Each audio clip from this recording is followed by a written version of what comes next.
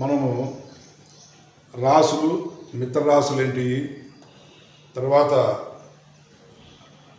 శత్రురాశులు ఏంటి, తర్వాత గ్రహాలు యొక్క అధిపతులు, గ్రహాలను ఉచ్చ నీచ స్థితులు కూడా తెలుసుకున్నాము. నెక్స్ట్ ఇప్పుడు గ్రహాల యొక్క ఏది అంటే ఏ రాశి ఏ తత్వం అంటే జలతత్వమా, వాయుతత్వమా, భూతత్వం అనేది ఒకటి. తర్వాత రాసుల్లో చర, స్థిర, ద్విశుభ రాశులు అనేటివి ఏంటివి తెలుసుకున్నాం.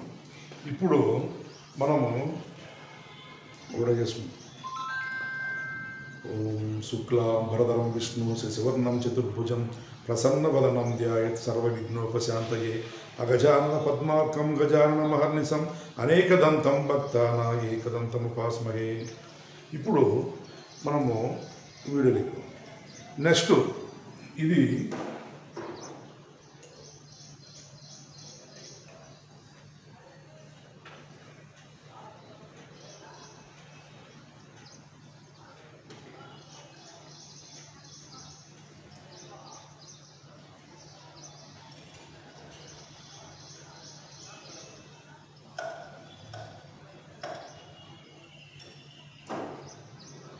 ఇది రాశిచక్రం. ఈ రాశిచక్రంలో ముందు చెప్పినాము, మనం ముందు నుంచి వీడియోలు చెప్తా ఉన్నాము. ఇది రాశిచక్రము.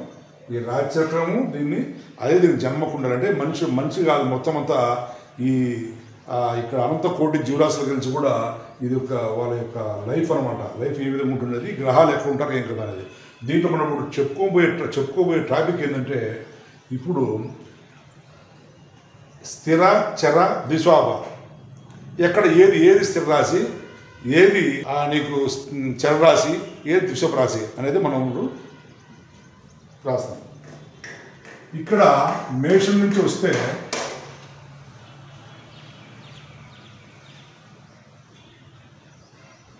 మేషం వచ్చి చర రాశి. ఈ మేషరాశి అనేది చరరాశి వస్తుంది. ఇది వృషభము.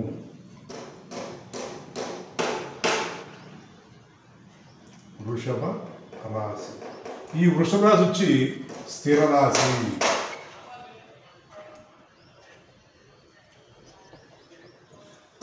ఈ వృషభ రాశి వచ్చి స్థిర రాశి. తర్వాత వృషభాన్ని మిథున రాశి. మిథున రాశి. ఈ మిథున రాశి ఏమొస్తుంది? ద్విశుభ రాశి. ద్విశుభ రాశి. ద్విశుభ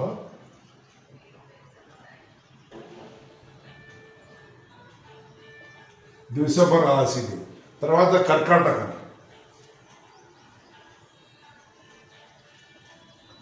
కర్కాటక రాశి. కర్కాటక రాశి వస్తుంది మళ్ళా చర.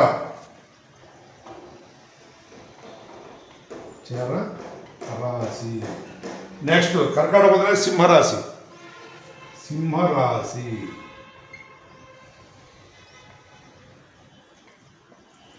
ఈ సింహరాశి వస్తుంది ఏమొస్తుంది? చరపతన స్థిర. స్థిర రాశి. సింహరాశి పోతానే కన్యరాశి.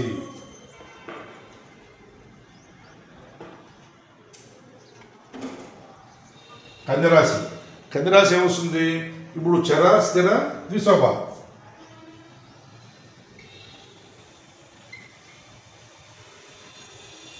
ద్విశోభ రాశి.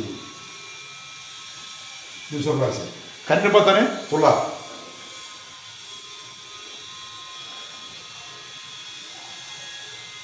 తుల రాశి. ఈ తులాసేమి ద్విశోభ మళ్ళా ఏమొస్తుంది? చర వస్తుంది. ఇక్కడ చర రాశి. చర రాశి పోతానే నెక్స్ట్ ఇక్కడ వృచ్చికం ఏమొస్తుంది? స్థిర రాశి. వృశ్చిక రాశి. ఈ వృశ్చిక రాశి ఏమొస్తుంది? స్థిర రాశి.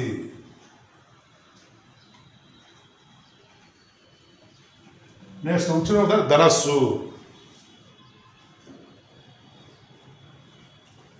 ధను రాశి. ఈ ధనురాశి ఏమొస్తుంది? ఇక్కడ చరస్థిర ద్విశోభ రాశి వస్తుంది. ద్విసభ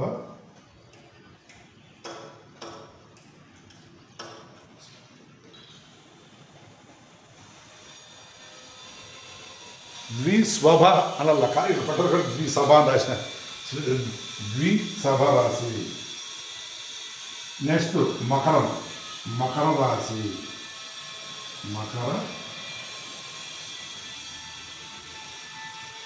మకర రాశి ఏమొస్తుంది? చర, కుంభరాశి,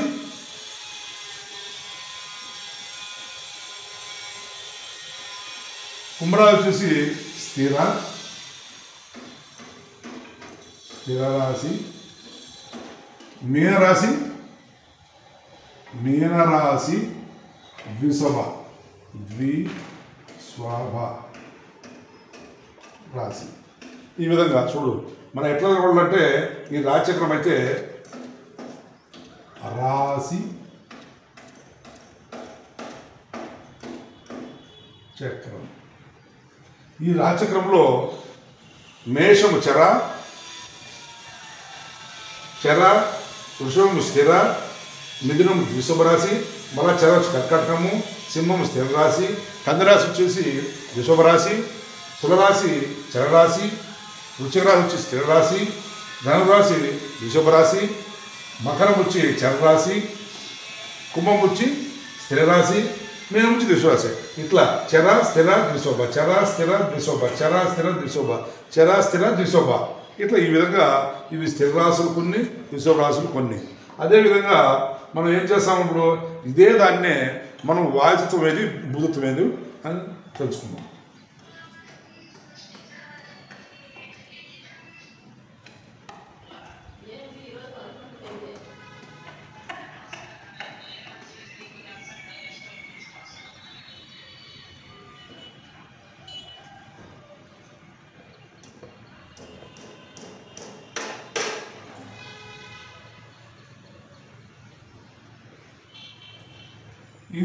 ఇది కూడా రాశిచక్రం.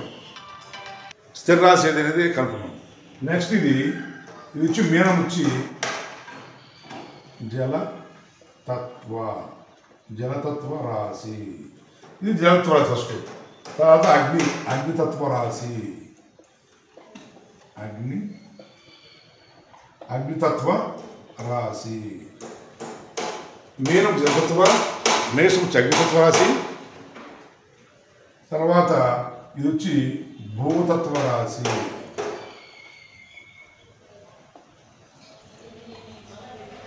భూతత్వ రాశి. తర్వాత వాయుతత్వ రాశి.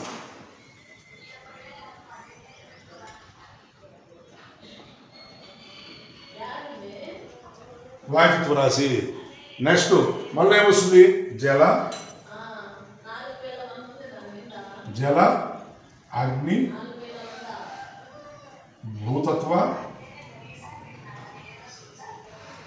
వాయు. మళ్ళా జల అగ్ని భూతత్వ వాయుతత్వ. జల అగ్ని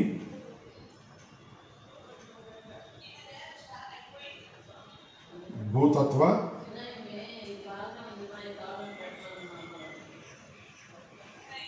వాయుతత్వం. ఇప్పుడు చూడండి ఇక్కడ మీనం రాశి వచ్చి జలతత్వం అవుతుంది, మేషరాశి అగ్నితత్వం అవుతుంది, వృషభ రాశి భూతత్వం అవుతుంది, మిథున రాశి వాయుతత్వం అవుతుంది, కర్కాటక రాశి జలతత్వం అవుతుంది, సింహరాశి అగ్నితత్వం అవుతుంది, ఇక్కడ కన్యారాశి భూతత్వం అవుతుంది. అట్లనే తులరాశి వాయుతత్వం అవుతుంది, వృశ్చికరాశి జలతత్వం అవుతుంది. నెక్స్ట్ ఈ ధనురాశి వచ్చి అగ్నితత్వం అవుతుంది, మకరాశి భూతత్వం అవుతుంది, కుంభరాశి వాయుతత్వం అవుతుంది. ఈ విధంగా జల అగ్ని భూత వాయు రాశులు ఇవన్నీ ఈ విధంగా చెప్పిన ఈ రాశి ఇట్లా విధంగా చేసుకోండి. నెక్స్ట్ వీడియోలో కూడా ఇది ఎట్లా స్థిరత్వం ఉండేది, దిశత్వంగా ఉంటాయండి. దీంట్లో గ్రహాలు ఏ విధంగా ఉన్నాయి, ఎన్ని డిగ్రీలు ఉన్నాయి, ఏం కదా అని చెప్తాను. అదేవిధంగా నా వీడియో నచ్చినట్లయితే మీరు లైక్ చేసి సబ్స్క్రైబ్ చేసి షేర్ చేస్తారని కోరుకుంటున్నాను. అదేవిధంగా మీకు జ్యోతిష్యం చెప్తాను, తర్వాత వాస్తు ఆ గృహాల యొక్క వాస్తు చెప్తాను. గృహం కట్టుకునేటప్పుడు కూడా వాస్తు ఏ విధంగా నిర్మించాలనేది చెప్తాను. మీ ఇంట్లో దోషాలు ఏమైనా ఉన్నా కూడా ఆ దోషాలు ఎట్లా నివృత్తి చేసుకోవాలా, ఏం ఫాల్ట్ ఉంది అని ఇల్లు మీ గృహాన్ని ఒకసారి నేను పరిశీలించినట్లయితే దానికి ఏం ఫాల్ట్ ఉన్నది కూడా నేను సర్వీస్ విధంగా చెప్తాను. దానికి ఏమైనా దోషాలు ఉంటే కూడా దాన్ని నివృత్తి చేసి ఏర్పాటు కూడా చేస్తాను. నేను నా డిస్క్రిప్షన్లో నా నెంబర్ ఇచ్చాను, దానికి ఫోన్ చేయొచ్చు. నేను అందుబాటులో ఉంటాను. లేకపోతే నా వాట్సాప్ మెసేజ్ కూడా చేయొచ్చు. Thank you.